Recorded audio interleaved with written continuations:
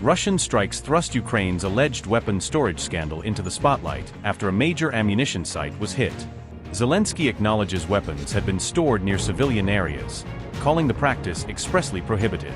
The storage controversy deepens after Russian missile strikes hit what officials say was a hidden military stockpile. Ukrainian President Volodymyr Zelensky said officials at Ukroboronprom had illegally stored weapons and ammunition close to residential homes in Vyshneve. Zelensky stressed that placing ammunition depots near civilian neighborhoods was expressly prohibited under existing safety regulations. His remarks came after a Russian strike hit the storage site, triggering powerful secondary explosions that devastated the surrounding area. Ukrainian authorities said 7 people were killed and dozens more were injured after the ammunition warehouse detonated. Zelensky said Ukraine's security service, the SBU, had identified the key officials responsible for the serious safety violations. He confirmed that the heads of 2 Ukroboronprom enterprises are now facing criminal investigations over the incident. Ukroboronprom defense conglomerate. Scale: oversees around 100 state-owned defense enterprises across Ukraine. Products: manufactures missiles, drones, armored vehicles, and a wide range of military equipment. Role: serves as one of Ukraine's largest and most important defense manufacturing organizations. Global standing: entered the world's top 50 defense companies following the expansion of production after 2022. Vyshneve was among the areas hardest hit during Russia's large-scale missile and drone attack on the Kyiv region on July 6. The powerful secondary explosions destroyed nearby homes, disrupted electricity supplies, and forced hundreds of residents to evacuate for safety. Шановні українці, українки, щойно були детальні доповіді по ситуації у місті Вишневе після вибуху на складах і пожежі від удару російських ракет. Служба безпеки України та Офіс Генерального прокурора в межах кримінального провадження перевіряє всі обставини трагедії. Сьогодні генерал-майор СБУ Поклад доповів перші результати. Хто на яких посадах в Укроборонпромі допустив, на жаль, що склади зі зброєю були у Вишневому. Пряма заборона цього і нормами закону, і рішенням Ставки. Все це було порушено. Конкретні посадові особи, відомі, позиція держави, кожен з них має бути притягнутий до справедливої відповідальності. Ми всі розуміємо, що таке час війни. І кожен керівник повинен відчувати, що від його рішень чи бездіяльності залежить життя людей. Керівники 2 державних підприємств діяли всупереч закону, всупереч рішенню Ставки та посадовим інструкціям. Слідство перевіряє діяльність заступників керівників, які відповідали за безпеку. Є також інші посадові особи, чиї дії та рішення теж будуть проаналізовані. Служба безпеки України спільно з іншими правоохоронцями має перевірити і інші подібні підприємства. І кожен керівник підприємств на своєму рівні повинен гарантувати, щоб не було повторення таких трагедій. Є в Україні належні місця, щоб зберігати зброю та зберігати боєприпаси. Це все визначено, щоб не було поруч житлових будинків. І відновлення зруйнованого має відбуватись швидше. Це стосується не тільки Вишневого. Звісно, багато залежить від якості роботи в громадах та роботи в областях, але і на рівні уряду є що виправити. Будуть найближчим часом рішення. Сьогодні говорили також дуже детально по майбутньому Укроборонпрому. Структура велика, в неї входять десятки підприємств, одне з яких розмістило той склад у Вишневому. Звісно, внутрішні процеси в структурі Укроборонпрому щодо контролю за діяльністю підприємств та директорами мають бути більш сильними. Друге за цей день. Готую зміни на дипломатичних напрямках. Потрібна нова якість роботи з партнерами України для виконання домовленостей про постачання зброї. Домовленості, які є на рівні лідерів, повинні виконуватись значно швидше і повніше. Сполучені Штати Америки і домовленість про ліцензії для виробництва патріотів, Європа і наша робота з партнерами, передусім для виробництва власної європейської антибалістики, а також інші проєкти саме такої захисної співпраці. Також пакети підтримки для України, які були оголошені, але станом на сьогодні не реалізовані повністю. Сьогодні росіяни завдали удару балістикою по Україні. Основна мішень була Київ. Був страшний удар російських бомб по Сумах, ракетний удар по місту Одеса. Мої співчуття усім рідним та близьким загиблих. Увесь день шахеди та інші удари, інші ударні дрони по Харківщині, по нашій Дніпровщині, громадам Сумської області, Донеччини, Херсонщини, Запоріжжя. Між оголошенням пакету підтримки для України і реалізацією не мають проходити тижні. Це відповідальність усіх в державі, хто займається дипломатичною передусім роботою. Українським воїнам потрібно більше засобів, більше можливостей, щоб захищати життя, щоб захищати людей від російського зла.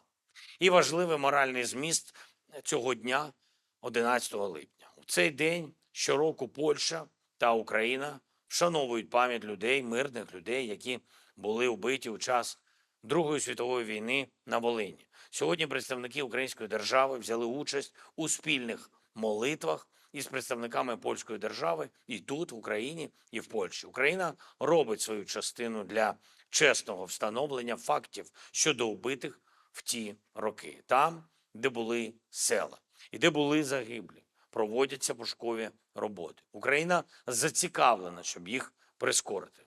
Вже за 2 дні почнуться ексгумаційні роботи на території сіл Острівки та Воля Островецька. Повна правда та християнське вшанування загиблих – це те, що потрібно. Потрібно не забувати і те, що зараз, у наш час, Україна та Польща мають одну спільну загрозу. І це смертельна загроза для нашої незалежності, для наших держав, для кожного міста, для кожного села. І зветься ця загроза Росією. Говорячи про те, що було, ми повинні не ставити під сумнів майбутнє наших народів, майбутнє України, Польщі, майбутнє усієї нашої Європи. Я дякую тим, хто додає безпеки. Дякую кожному, хто з Україною. Слава Україні!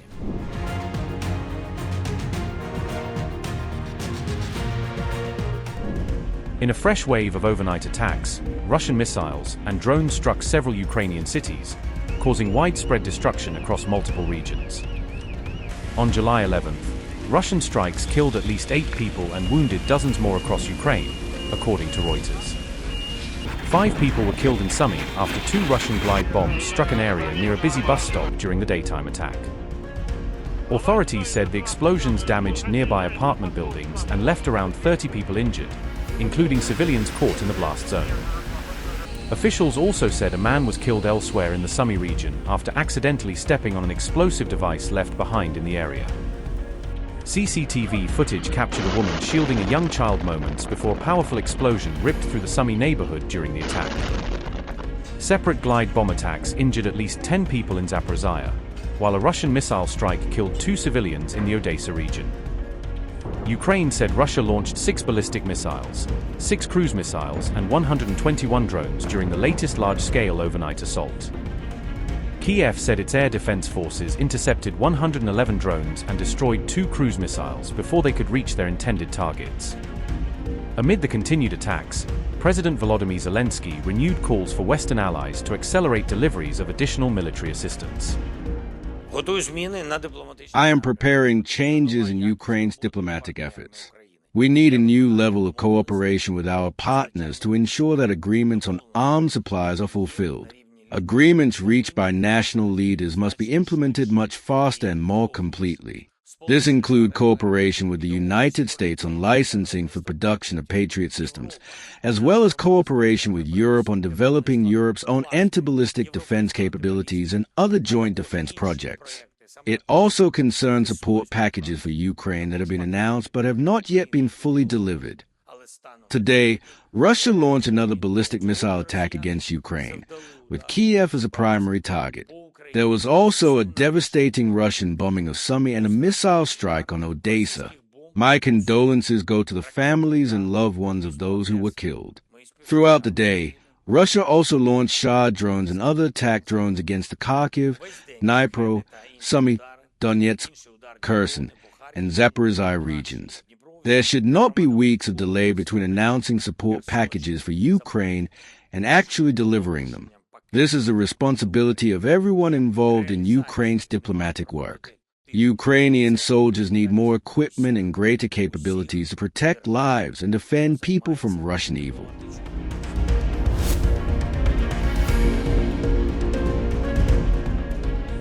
Meanwhile, Ukraine said its drones struck 21 Russian tankers operating in the Sea of Azov during a large overnight operation.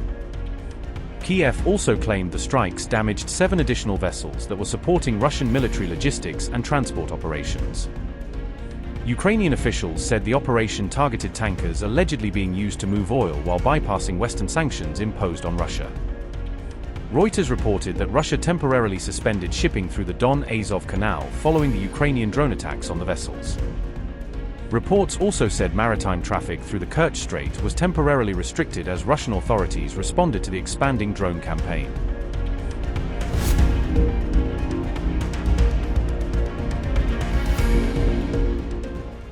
Ukraine has established a new long-range strike command aimed at reducing Russia's military potential, as Kyiv continues to strengthen its capabilities amid the ongoing war. Ukrainian President Volodymyr Zelensky signed a decree formally creating the new military command, describing it as part of a broader effort to improve the country's defense structure. The new unit will focus on concentrating Ukraine's available resources for long-range strikes against Russian military targets, with the aim of increasing operational effectiveness and coordination. Zelensky said the commander of the newly established structure would be an experienced military officer, emphasizing that the command would be led by personnel with proven operational expertise. The Ukrainian president also signed a separate decree establishing Joint Rapid Reaction Forces, introducing another major reform aimed at enhancing battlefield coordination. According to Ukrainian authorities, the new force will combine assault units, unmanned aerial systems, artillery, and other combat assets under unified operational structure. Kyiv said the objective is to create a modern and technologically advanced assault component capable of integrating new battlefield technologies with conventional military operations.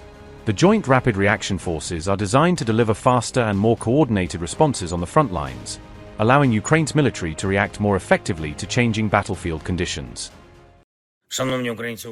Today, I signed a decree establishing a new command within the armed forces, a long-range operation command, effectively responsible for exerting a global impact on Russia in response to this war. This command will concentrate all available resources to further reduce Russia's capacity to wage war. The commander for this direction will be a strong and highly experienced leader. The necessary transformation of the assault forces will be carried out. There are many issues that need to be addressed, especially regarding the treatment of personnel. Law enforcement agencies are taking the necessary procedural steps. Changes will also be made at the leadership level of the assault forces. Today, I also signed a decree establishing the Joint Rapid Response Forces. This will be a new component of the armed forces of Ukraine, combining the combat effectiveness of the assault forces with the necessary drone capabilities, artillery support, and other assets to enable the fastest possible response on the battlefield. It is intended to be a modern, technologically advanced assault force. The commander of the Joint Rapid Response Forces must be an experienced military officer and combat commander. Kyiv said the new force is designed to provide faster and more effective responses on the front lines, enabling Ukrainian troops to react more quickly to changing battlefield conditions. President Volodymyr Zelensky described the new unit as a modern and technologically advanced assault component, saying it will play a key role in strengthening Ukraine's future combat capabilities. Zelensky appointed hero of Ukraine Dmytro Voloshin to lead the newly established Joint Rapid Reaction Forces, placing an experienced military officer in charge of the formation. Voloshin currently serves as the commander of Ukraine's 8th Air Assault Forces Corps, where he has overseen combat operations and the development of airborne assault units. The Ukrainian president said Voloshin possesses the experience and leadership needed to develop Ukraine's future military capabilities and enhance the effectiveness of the new force. Voloshin was promoted to the rank of brigadier general in recognition of his military service, battlefield leadership, and command experience during the ongoing conflict. The creation of these new command structures marks a major reorganization of Ukraine's military operations, as Kyiv seeks to improve coordination, strengthen combat readiness, and modernize its armed forces.